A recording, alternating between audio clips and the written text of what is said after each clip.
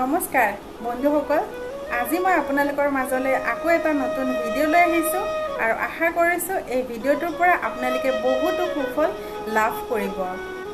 আজি মই আপোনালোকক এটা প্ৰাণায়াম কৰি দেখুৱাম আৰু এই প্ৰাণায়ামটোৰ নাম হৈছে চিৎকাৰী। এই প্ৰাণায়ামটো হয়তো বহুতে শুনা নাই বা অভ্যাস কৰা নাই। এই প্ৰাণায়ামটোৰ আছে বহুতো গুণ।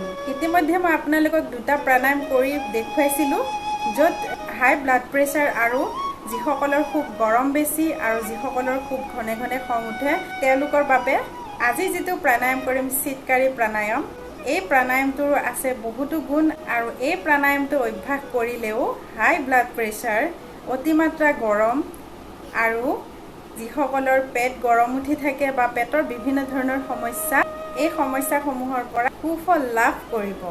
ঠাণ্ডা দিনত এই প্ৰাণায়ামটো কেতিয়াও নকৰিব আৰু যিসকলৰ জ্বৰ, চৰ্দি, কফ, টনচিলৰ সমস্যা থাকে তেওঁলোকে এই প্ৰাণায়ামটো নকৰিব আৰু যিসকলৰ প্ৰেছাৰ ল' থাকে তেওঁলোকে এই প্ৰাণায়ামটো অভ্যাস নকৰিব। আহকচোন এই প্ৰাণায়ামটো অভ্যাস কৰোঁ।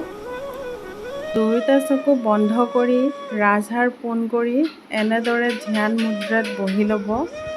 তাৰপিছত দুয়োপাৰি দাঁত বন্ধ কৰি এনেদৰে খুলি দিব। জিভাখন যাতে দুয়োপাৰি দাঁতৰ মাজত লাগি থাকে তেনেদৰে ল'ব আৰু দাঁতৰ ফাকেৰে দীঘলকৈ উশাহটো টানিব আৰু নাকেৰে এৰি দিব। মুখৰ পজিশ্যনটো ঠিক এনেদৰে থাকিব যাতে দাঁতবোৰ খোল খাই থাকে। এনেদৰে পজিশ্যন কৰি ল'ব যাতে দাঁতৰ ফাকেৰে উশাহটো ভালকৈ সোমাই যায়। দাঁতৰ সমস্যা, পেটৰ সমস্যা, হাই ব্লাড প্ৰেছাৰ আৰু গৰমৰ পৰা হাত সাৰিবৰ বাবে আপোনালোকে এই প্ৰাণায়ামটো যিমান পাৰে কৰক আৰু সুস্থ হৈ থাকক। ধন্যবাদ।